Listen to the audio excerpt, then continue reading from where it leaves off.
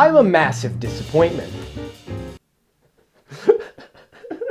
I never made it to the NBA or the NFL, which makes sense since I'm like 5'11" and I can jump about 1 inch. But since my dreams of being a star athlete were dashed by my inadequacies, I had to find another outlet for my intense love of competition.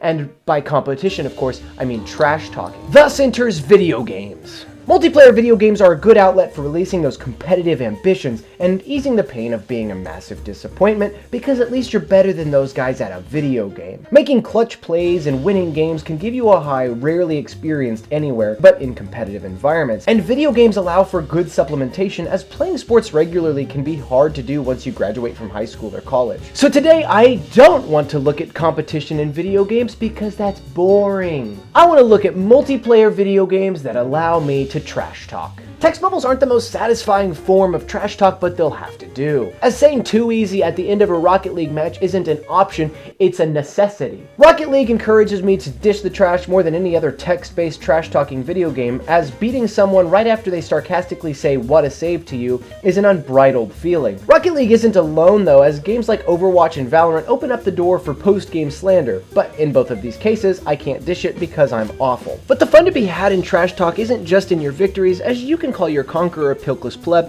which carries the same weight. In a world full of so many people, it's nice to be heard, especially when you have a rock in your hand and they have no option but to listen. Proximity voice chat allows for trash to be thrown pre- and post-victory in games like Rust, and it makes the experience so much more complete, as taking an enemy to their knees gives me ample time to tell them about how much I hate them, before reviving them, to in turn take them back down as they run away in fear. Being able to communicate to the neighboring areas allows for moments of hilarity and diplomacy, but this feature spans far and wide throughout games with proximity chat, as trash talking in the heat of a fight never grows old. The trash talk said in these moments is the only real reason I turn my mic on, if I'm honest. Nothing in the competitive world of gaming quite compares to the death chat trash talk contained within the Warzone and Call of Duty games. It's beautiful, and dare I say the best invention in all of multiplayer video games. Being able to hear the voice of enemies conquered both as they die in-game and as you obtain a victory and communicate with them post-game, telling them all of their inadequacies from your mother's basement, Mountain Dew in hand, and Dorito bag resting on hip. In analogous battle royales like Apex and Fortnite, the lack of this trash-talking ability makes your victories seem hollow, because what's the point in winning if I can't belittle others? Trash-talking isn't the most civilized thing in the world, but you're ugly, and I hate you, and also I hate you.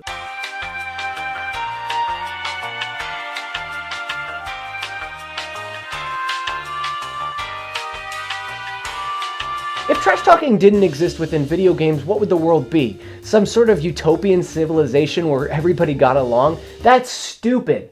That's a stupid idea. You're stupid for thinking that's a good idea.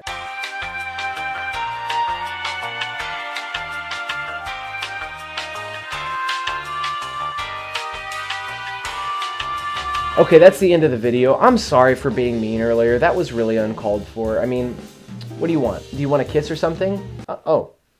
Oh, you do? I mean, okay. Okay.